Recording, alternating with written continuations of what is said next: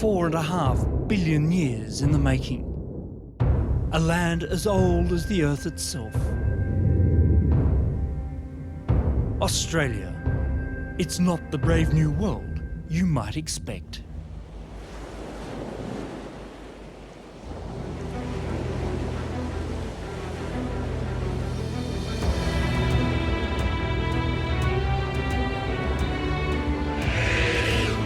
When Europeans first arrived in Australia, they saw it as a young country, a kind of separate creation. But nothing could have been further from the truth. The oldest, flattest, driest inhabited continent on Earth is a puzzle put together in prehistoric times. And the clues that unlock the mystery can be found scattered across Australia's sunburnt face.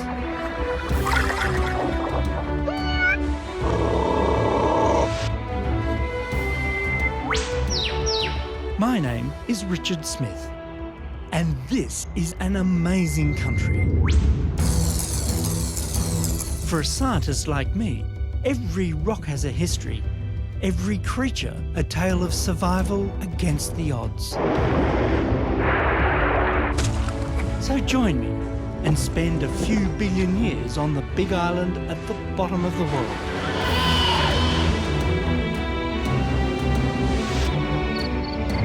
It's a great place to get the big picture.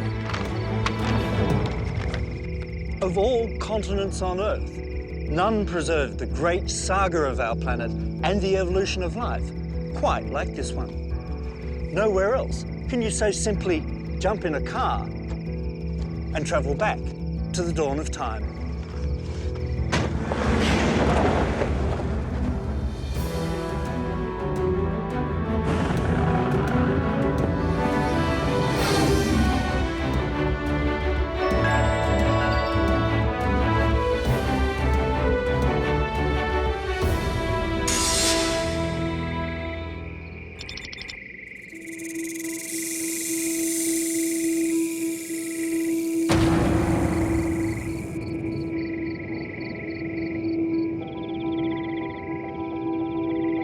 It's a long journey back to our modern world from distant, ancient Australia.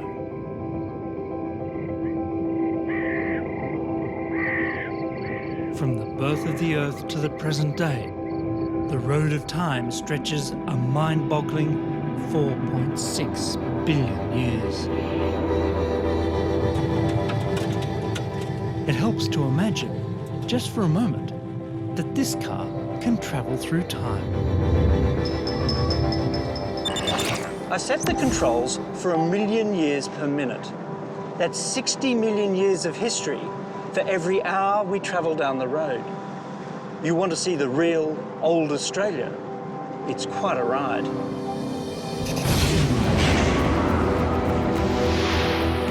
Your destination is the Mesozoic. Travelling at 1 million years per minute, the entire story of Australia and the planet is condensed into a little over 3 days of solid driving. And for most of those first 3 days, we've roared through the infancy and childhood of the Australian continent. Now, with 70 hours of my journey behind me, and only another 4 to go, we've arrived at the start of Australia's wild adolescence. It's the Mesozoic.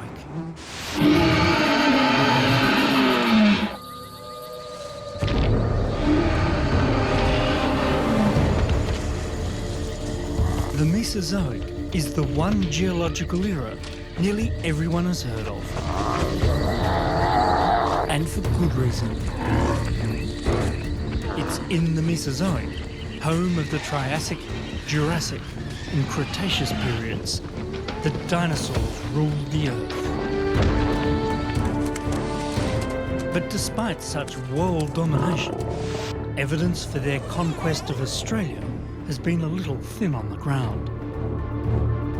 Until now.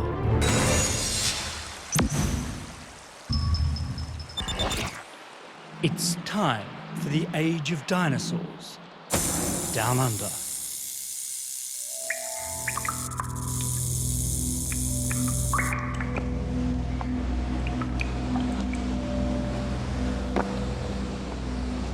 The Triassic, the first of the three great periods that made up the Mesozoic, got off to a pretty shaky start.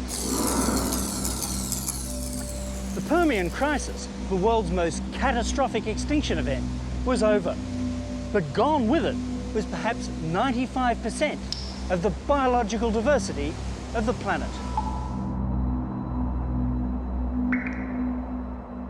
Around the world, life had been all but wiped out in the sea and devastated on land.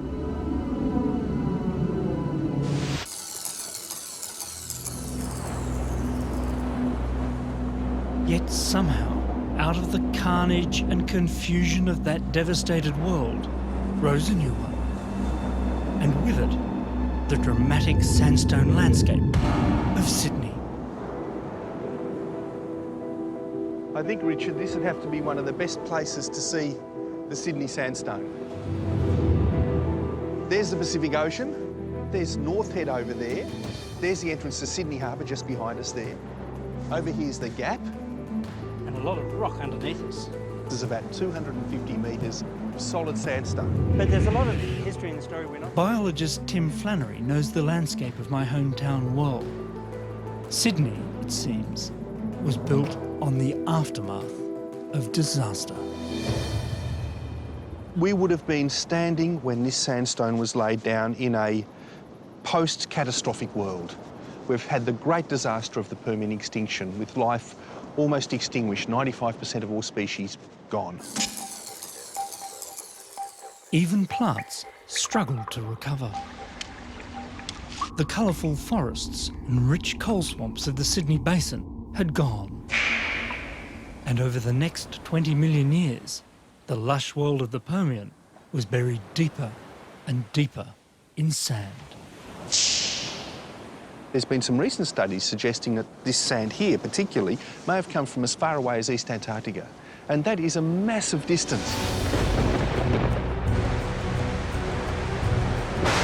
Storms raged on those distant mountains, and rivers thundered from their denuded slopes, carrying unimaginable quantities of sand northwards across vast, spreading floodplains.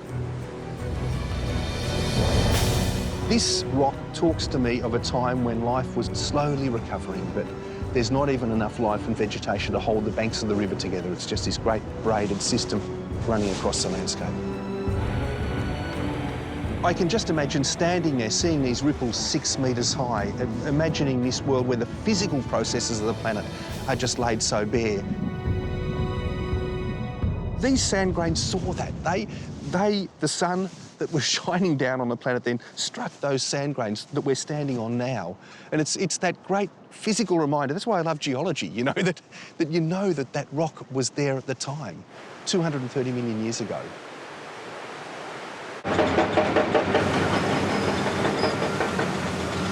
The sandstone offers Sydneysiders a deep connection between the planet of the past and the one we all live and work on today.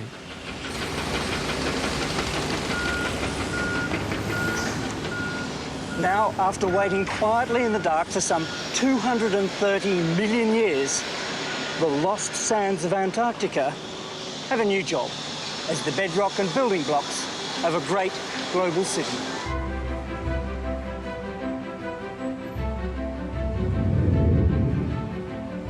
Sydney is defined by its Triassic geology.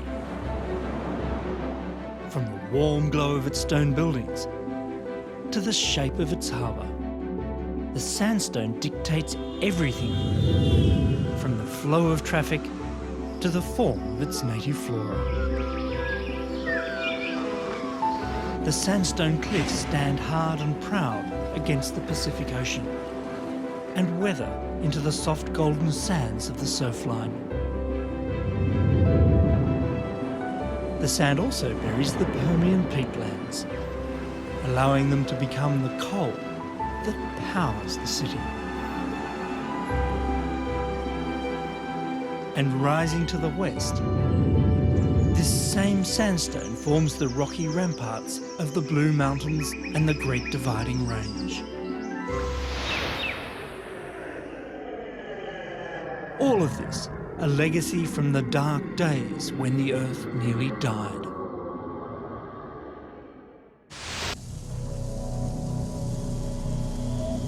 It was the sudden lurch into an intense greenhouse climate that seems to have triggered the initial disaster at the end of the Permian.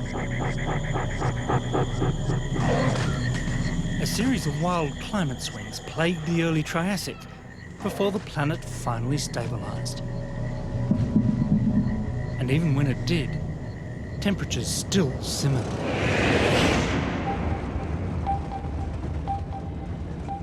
In the Triassic, conditions would have remained pretty hot and dry no matter where you went on the planet. Australia was still part of the supercontinent Gondwana, but Gondwana was now part of a supercontinent called Pangaea, where all lands were one, and given a decent four-wheel drive, you really could have gone just about anywhere. Australia had joined the wild bunch, though it was very much at the bottom of the continental pack.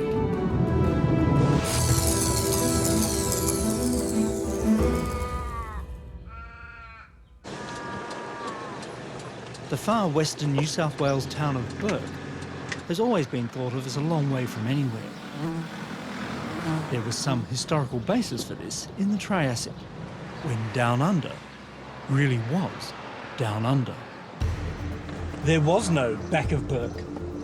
This was at the South Pole, and everything from here was up. And this was a South Pole in a greenhouse world. So hot, there was no permanent ice. Instead, there were ferns and ginkgo trees, freshwater fish, and giant carnivorous amphibians. But the Triassic Earth belonged to reptiles. Some were taking to the air, others to the sea. Walking the land were lizard-like reptiles, mammal-like reptiles, and the first dinosaurian reptiles as well. We know these early dinosaurs roamed across southern Gondwana, though they've left almost no trace here in Triassic Australia. But the evidence for Australian dinosaurs is out there, if you know where to look.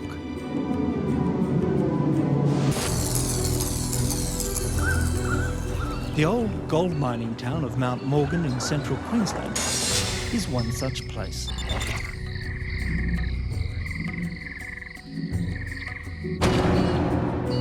When the old miners excavated clay from a nearby hill, what they dug away was the mud that once filled a Jurassic lake. So this was all a lake deposit yes. here? Okay. So we're in underneath where the dinosaurs walked on the edge of that freshwater shallow lake. Left behind in the rocky ceiling are the three-toed imprints of dinosaurs that walked on the lake's muddy fringe. The ghosts of dinosaurs past still haunt these caverns. Ah, yes. These footprints, and those from other mines, helped flesh out a Jurassic Australia rich in forests and waterways.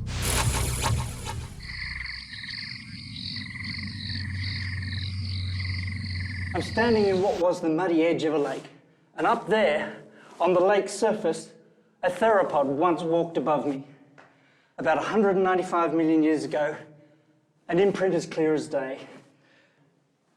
Remarkable. Unfortunately, like the rest of Australia's Jurassic dinosaurs, he remains just tantalisingly out of reach.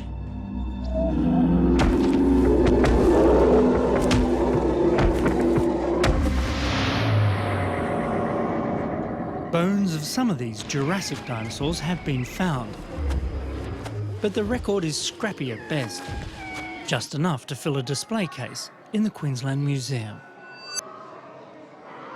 It's a tricky question. Why haven't we found them before? We're a big continent, we should be able to find them. We've got lots of rocks of the right age. It's simply the size of the area to look. Australia is big and old and red and flat.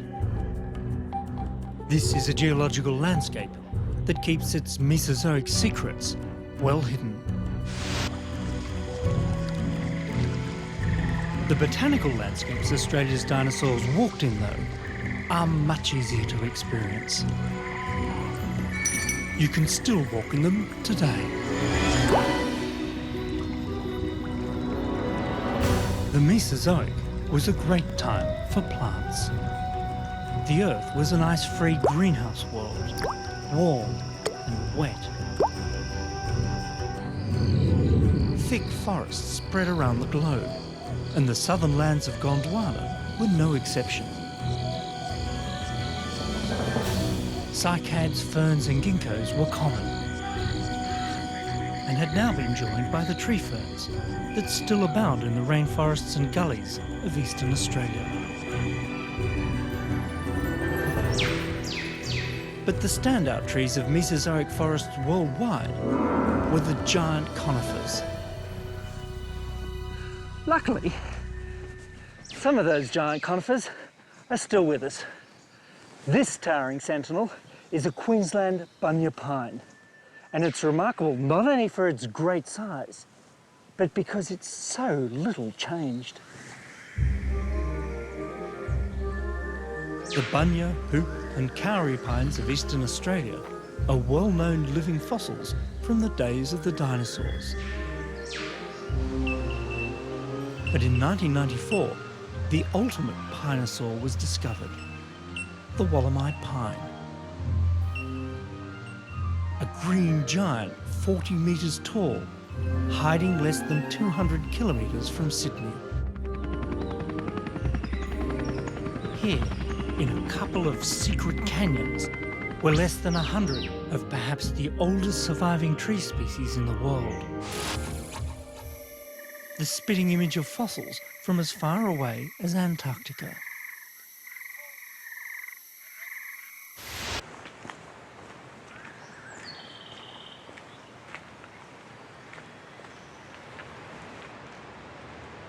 Today, the great conifer forests of Australia have gone.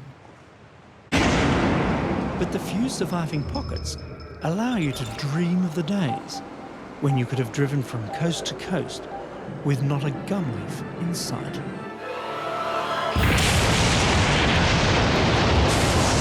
But the Mesozoic Earth was restless. Like a teenager with a growth spurt, it was on the move again. The supercontinent Pangaea was breaking up, leaving Australia still attached to a remodelled Gondwana in the southern hemisphere. And towards the close of the Jurassic, a little extra remodelling was applied from space. A falling rock in the shape of an asteroid or comet slammed into Central Australia.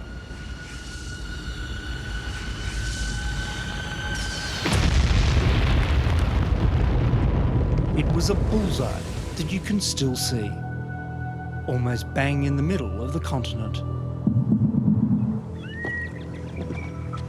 As impressive as it is, Goss's Bluff, or Naralla to give it its indigenous name, is a shadow of its former self.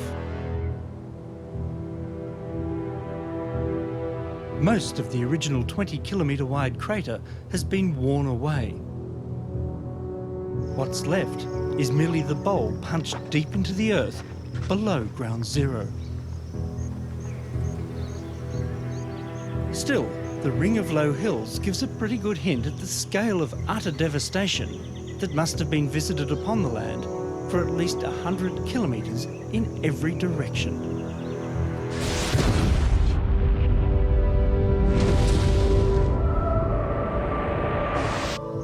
Sometimes you get a chance to truly grasp the scale of past geological events.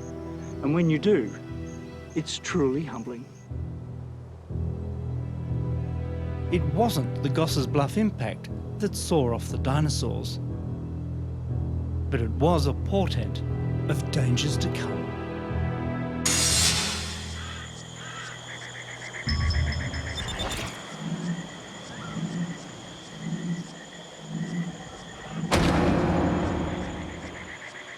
When dawn broke on the Cretaceous, dinosaurs still had their claws on the continent. From one side of it to the other. It's been a long wait, but finally, the 21st century is throwing new light on the Australian dinosaur story.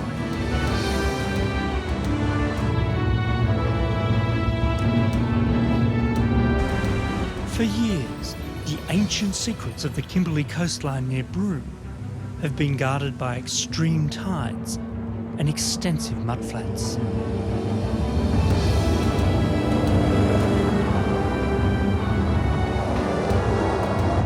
It makes for an easy place to imagine what might have been walking the land in the primeval past.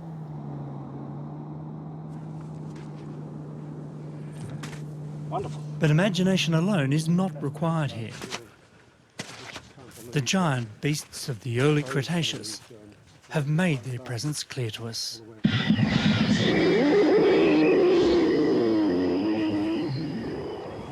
The first clear chapter in Australia's rather secret history of dinosaurs starts here, on the beaches near Broome in the Kimberley. Back then, this was a vast coastal forest running down to floodplains and estuaries near the sea. Not radically different from the tropical mudflats of today, except for the 15 or so species of very large dinosaurs that have left their marks in the rocks here.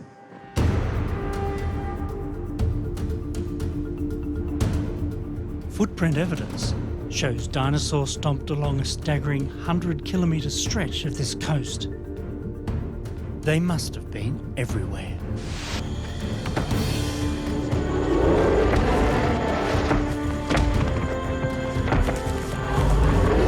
Even the quintessential Stegosaurus left its mark here.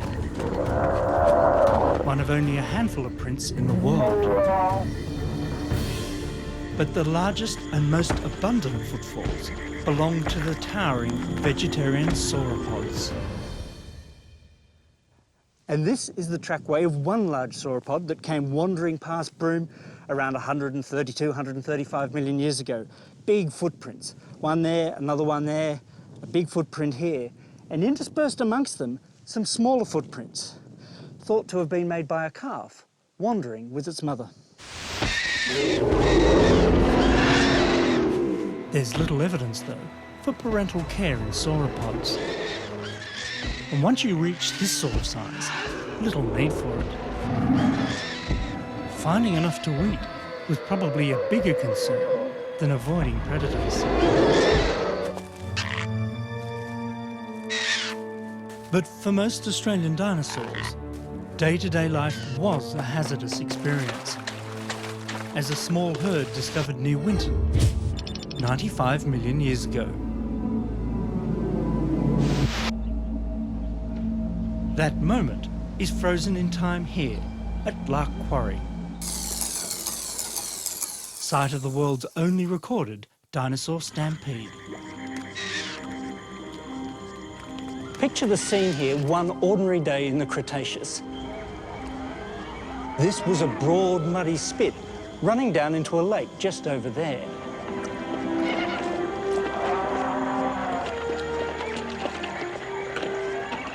Now, sometime during the day, a mixed herd of small dinosaurs wandered across the mud to take a drink at the water's edge. Here you can see the very clear footprints of a small chicken-sized meat-eater. And here the emu-sized tracks of an ornithopod dinosaur.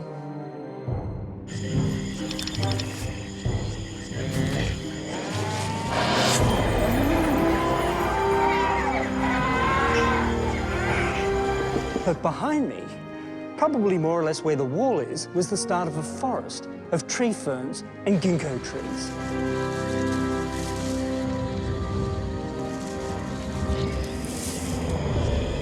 These rich forests, dominated by conifers, provided shelter and food.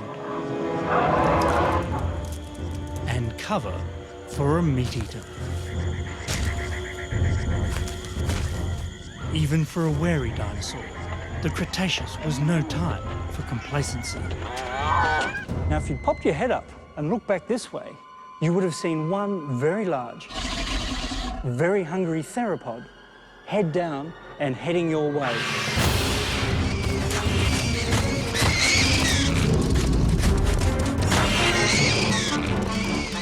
In the pandemonium that followed, 150 terrified dinosaurs scattered in all directions, sliding on the mud and crashing into each other as they raced to reach the relative safety of the forest beyond.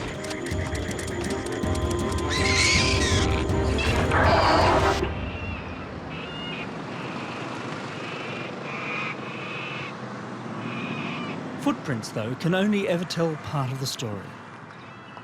Bringing the dinky-die dinosaurs of Australia to life needs bones.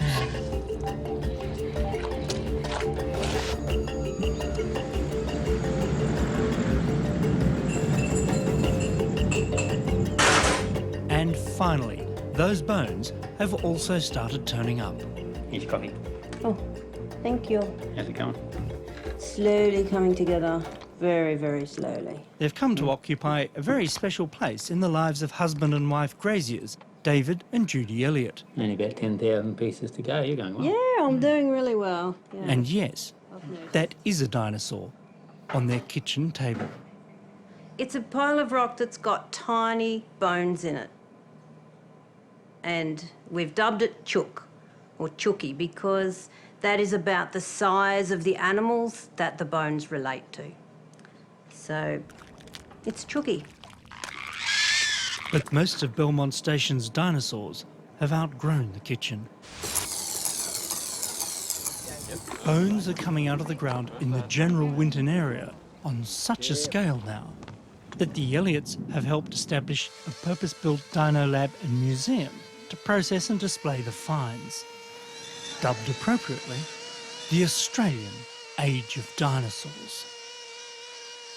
There's so little known about how these dinosaurs in Australia have evolved in their own little different ways away from the core groups that they all start off from. Hunting dinosaurs was never part of the Elliots' business plan, but they're fast becoming experts. This dinosaur site that we're going to is probably the most exciting and it's definitely the most significant of what I've found so far, and it's a place that's produced a tremendous amount of material in quite a short time. The Elliots began their dinosaur odyssey by accident, pretty much by tripping over the bones of some dead ones on their property. So Dave, this is a big hole in the ground? Yeah, here we are. This is where it all started. If you can imagine 95 to 100 million years ago, we were sitting in a lush rainforest area. Look back in the north and where we have nice, flat open grasslands, that would have been an inland sea. And what we had is these big rivers coming in and bringing silt and just depositing silt. So slowly that sea was being pushed back to the north. So this country here was cool, it was lush, it was green. The rivers would be full of lungfish and turtles, big crocodiles and freshwater fish. And look out on the plains out there, and that would have been huge conifer trees, ferns and ginkgos, cycads, lush type of trees that those animals would have lived on. From what they've seen so far, David's convinced the dinosaurs being unearthed have a unique pedigree. The dinosaurs out here are totally different. And that's so true for just about everything Australian, isn't it? Even us. we're a little bit different, aren't we? Before the dinosaurs showed themselves in Western Queensland, Winton was most famous for its association with a waterhole. A visit to this billabong is said to have inspired bush poet Banjo Patterson to pen the country's most famous national song.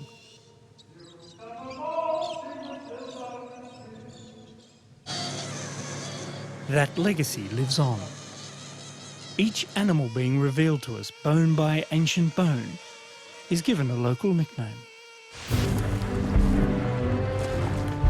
If there's a dinosaur, say, comes from the Winton area, then it needs to have that context. And one of the strongest contexts, of course, with Winton is Banjo-Paterson, Waltzing-Matilda, and that link. Not exactly waltzing, but here's one big-boned girl, the sauropod Matilda. You're talking about a sauropod that is about 4 metres high at the hip and probably 18 metres long.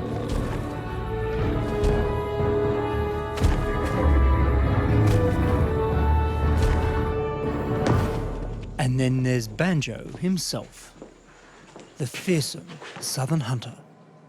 You look at these things and they're just skinny bones, really. They don't look all that significant. But you start fleshing these bones out and putting sinews on them, putting muscles on them. And then you put that leg on that animal as it would have stood, and you can see that what we're dealing with isn't any spring chicken. It is one hell of a big and very dangerous dinosaur.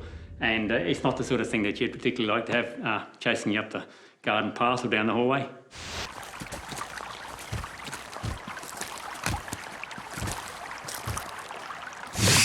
What you've got is an animal that didn't rely on its teeth to kill. Massive claws, massive big beefed up arms. So you imagine just getting its claws in, driving them in and just tearing it apart, and it would have had that strength.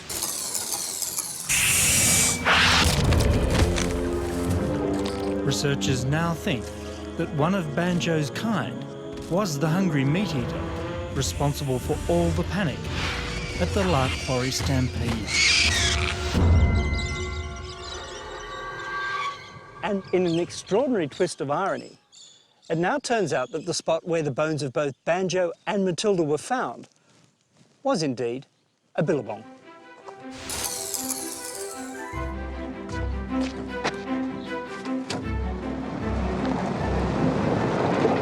It's not quite Jurassic Park, but after years languishing as a dinosaur backwater, outback Australia is opening up as the hot new Cretaceous playground for paleontologists.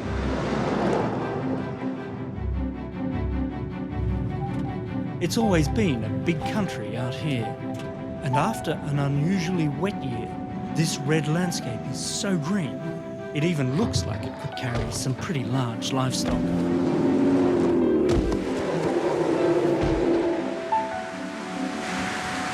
An 800-kilometre drive south of Winton brings you to the site of some of the biggest dinosaur discoveries yet, near the small town of Eromanga.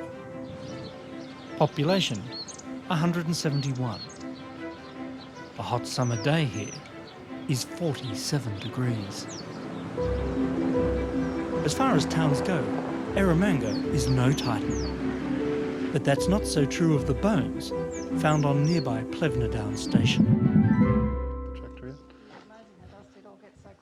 In a thundering echo of the Winton story, graziers Robin and Stuart Mackenzie have been unearthing bones belonging to some of the largest dinosaurs to have ever shaken the planet.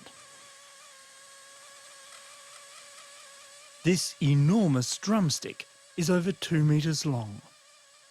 A giant leg bone from an as-yet undescribed species of titanosaur. A big bloke called Cooper. Cooper's approximately 95 million years old. And so what we've got here is the largest bone of the largest animal that ever walked around on Australian soils, and is actually up there in the top 10 in the world.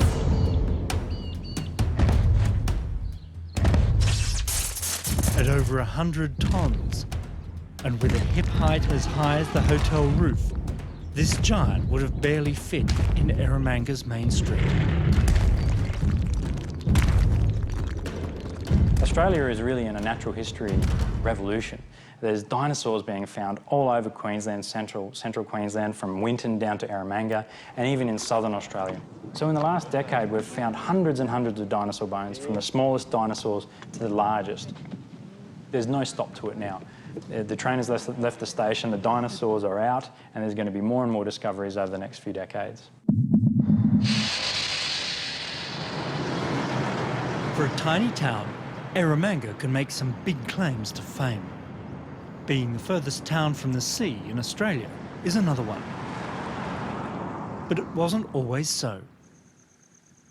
Ask a geologist and they'll tell you the town has lent its name to the largest inland sea in Australian history. By the middle of the Cretaceous, ocean levels already high rose to staggering heights, over 200 metres above today's levels. And the sea flooded into Central Australia. In Eromanga town, it's a rare day that you can wash the dust from your flag. 1909, it was first sunk. The only reliable source of water comes from underground, the Great Artesian Basin. Approximately 1.2 kilometres deep. It's the largest artesian basin on the planet. It's 160 psi of pressure at 100 degrees Celsius. Got to be very careful working around it.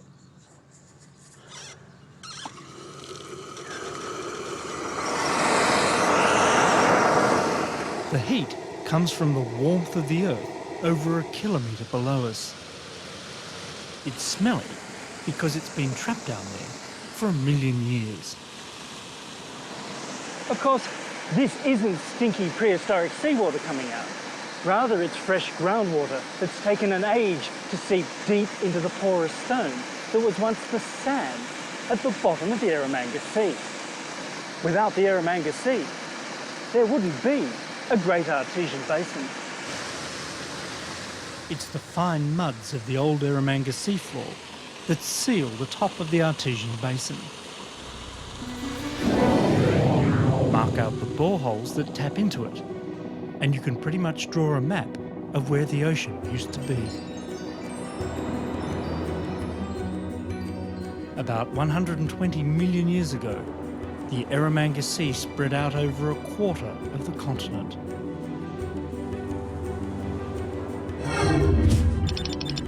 I'm heading to Cooper Pedy on its southern shoreline.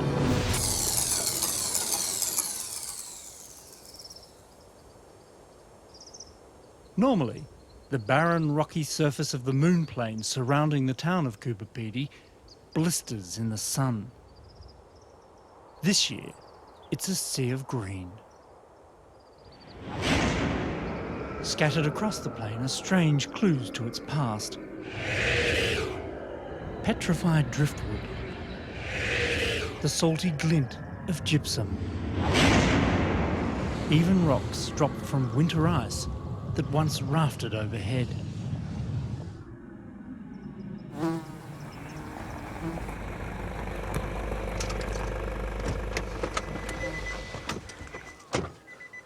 Today's mysteriously beautiful landscape was once a seascape. When the first European explorers made it out here to Central Australia, some of them expected to find an inland sea. Now, we all know they failed, but not because it was a silly idea. They just got here 120 million years too late. Arrived when the tide was still in, and you would have found the Eromanga Sea full of monsters. Toothy marine reptile monsters like plesiosaurs and ichthyosaurs. Air-breathing animals that had returned to the sea.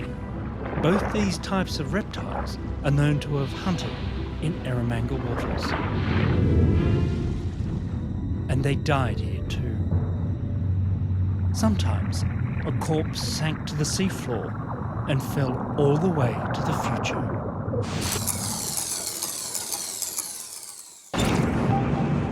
These days, Cooper Pedy bakes in the heat.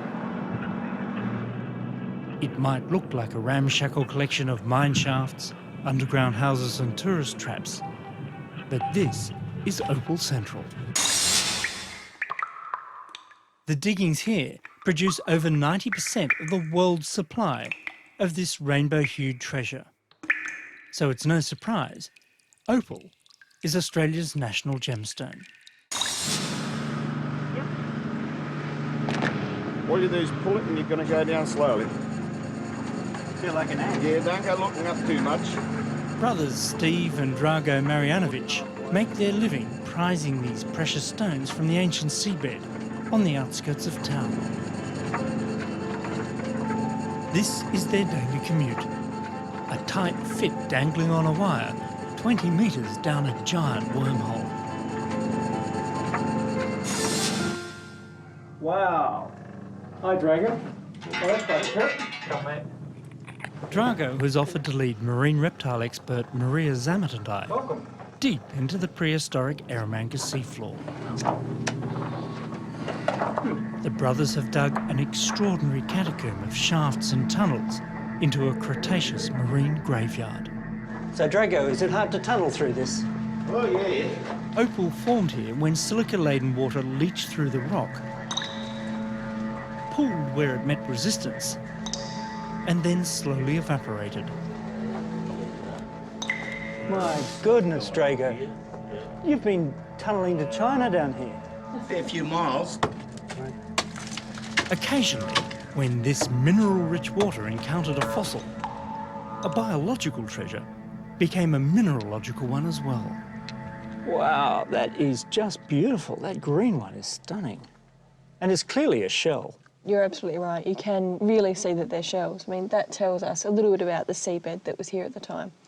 However, for me, of course, the favourite are the vertebrate fossils, so the parts of those marine reptiles that you do occasionally get opalised.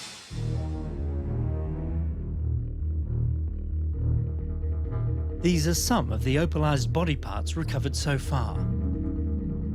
Backbones, rib bones, tailbones and flipper bones, near complete skeletons from long-dead reptilian sea monsters. I've heard of some descriptions of them being like a snake threaded through the body of a turtle, and that's really what they look like. They've got these gigantic flippers attached to this body, and then you've got this long neck stretching out in front. Enough plesiosaur remains have now been found to determine that many found in the area were juveniles. You do see some that are only about this big. So, you know, they're obviously juveniles. How young? We don't know if they're just newborn babies or if they're slightly older than that. But it is suggested that because we see so many specimens that show these signs of being quite young, that it wasn't nursery.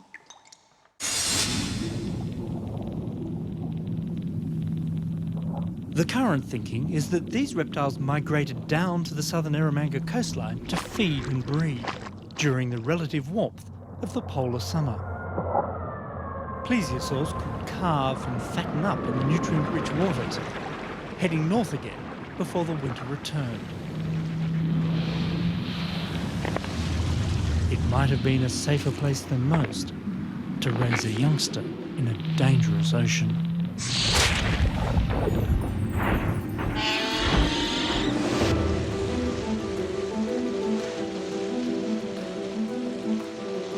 Sail out into the Eromanga Sea and you would have encountered a host of strange Cretaceous sea creatures. And it's highly unlikely that they were all as friendly as dolphins.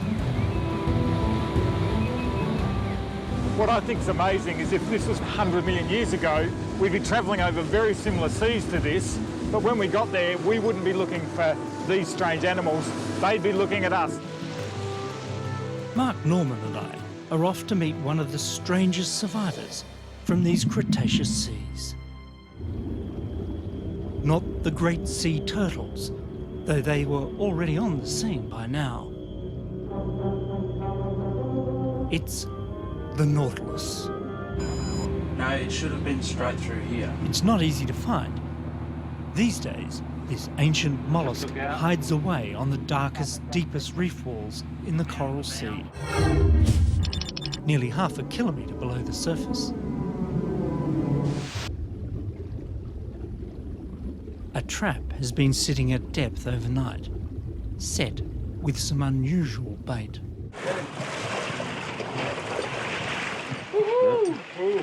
Their taste for chicken went against them. The phrase living fossil gets used a lot for these long-lived ancient groups of animals. These went through 7 mass extinctions. The dinosaurs didn't make it through one. The Nautilus and their relatives over 500 million years are the great survivors. Modern-day relatives of the Nautilus are squids, cuttlefish and octopus, all cephalopods, a clan with a long and proud history.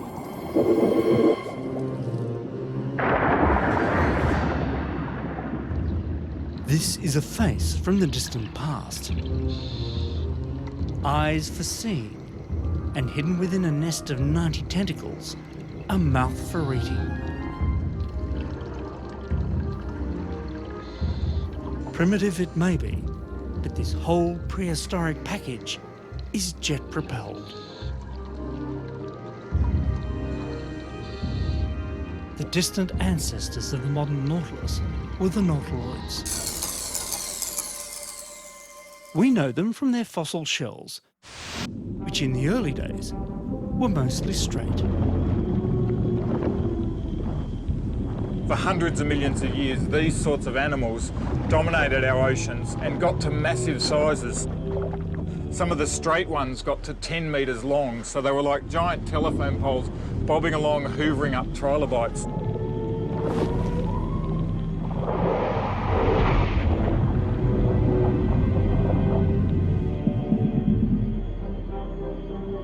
By the Cretaceous, it was the nautiloids' coiled cousins, the ammonites, who ruled the molluscan world.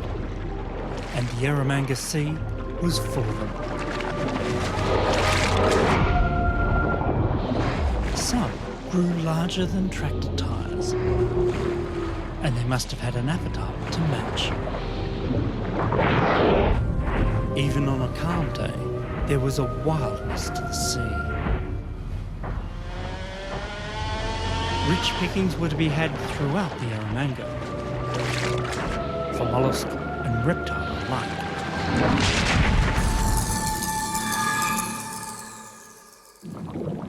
Out here, even a long-necked plesiosaur needed eyes in the back of its head.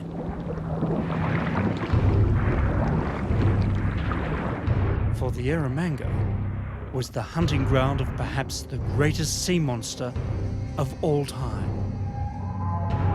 the pliosaur Kronosaurus.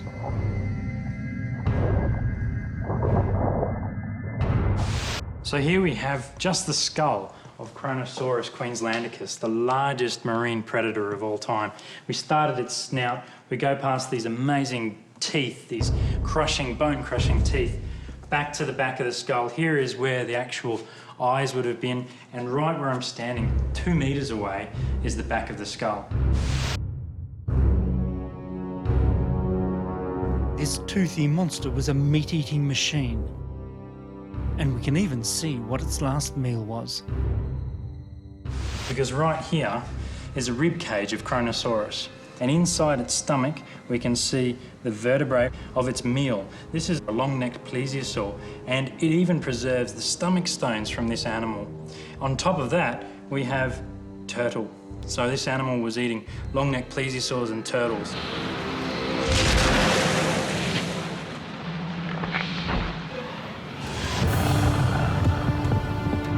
These were the dying days of Gondwana.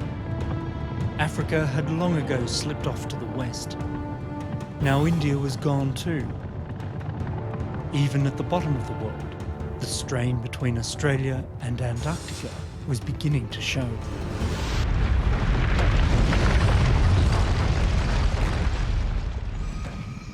Marking the boundary between the separating continents was a rift valley, rich in forests, lakes and rivers. But this entire landscape lay within the Antarctic Circle, so close to the South Pole that in the summer the sun never set, and midwinter would be dark for months on end. And that made it interesting when dinosaurs started turning up here as well.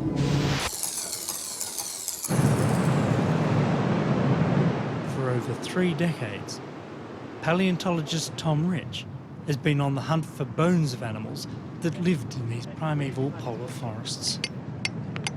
There aren't many places anywhere in the world where you get polar dinosaurs, so that makes this site and this area particularly important. Australia was one of the most isolated blocks of land at that time in the world, so things we might find out about this are things we won't find anywhere else. It's almost as if there's an independent experiment in evolution going on here.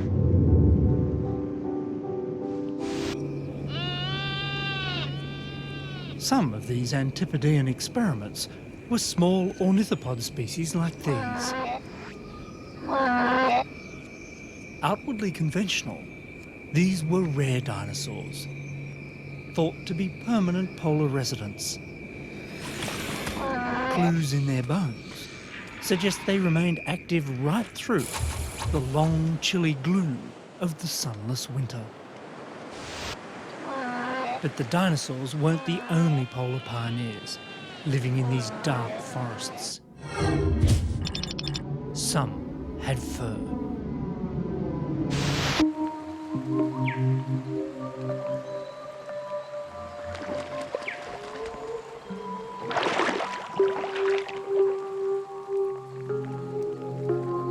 While reptiles may have ruled the world from the poles to the tropics, it's easy to forget they didn't have the planet all to themselves.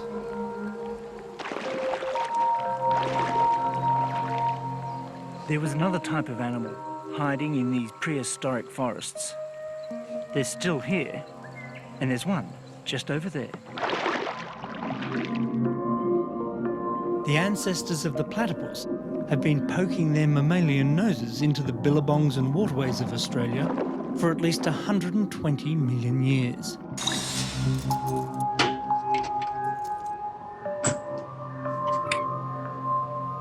Proof is kept locked in this safe at the Australian Museum in Sydney. It's another opalised national treasure, a tiny lower jaw from an ancestral platypus. A wonderful iridescent gem recovered from a Lightning Ridge opal mine.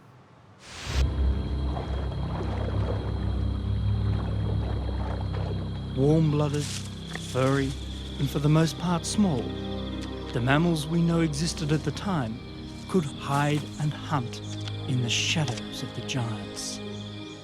They were born survivors. It went with the territory. Like all empires, the reign of the dinosaurs was coming to an end. And they might have seen it coming if they looked to the sky.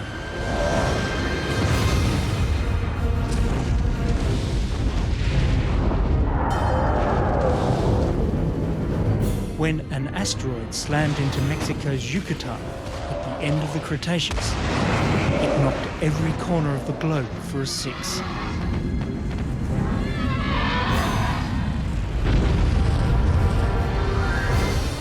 Though Gondwana and Australia escaped a direct hit, within an hour of impact, bits of pulverised Mexican seafloor flung into space began raining back down all over the planet.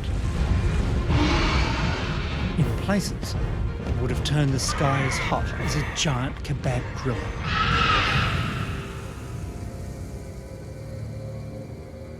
No good record of this bad day on planet Earth has been found yet in the rocks of Australia.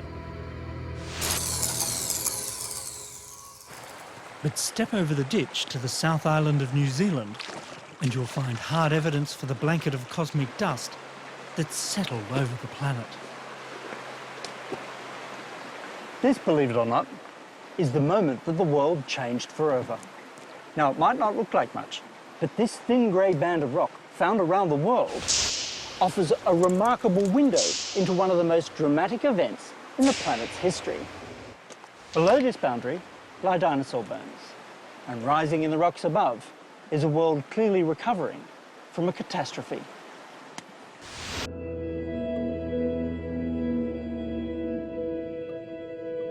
The days were numbered for any Australian dinosaurs that clung on after the initial impact. A tremendous darkness, it's thought, in the form of soot, dust and smoke, settled over much of the world in the immediate aftermath, lasting months, years or even decades. Temperatures plummeted, plants withered, dinosaurs disappeared. The great lizards were gone. But the show was far from over. Like the Permian crisis before it, the tremendous calamity at the end of the Cretaceous had cleared the global stage. Though this time, not simply for the next scene in the great drama of life on Earth, but for the appearance of the Australia we know today.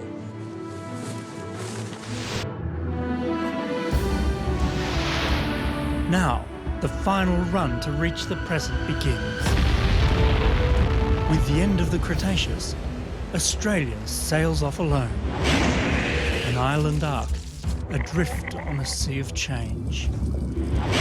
The new mammalian stars of the show must fight for survival as climate and continent shift around them. And now we too have climbed aboard to join them.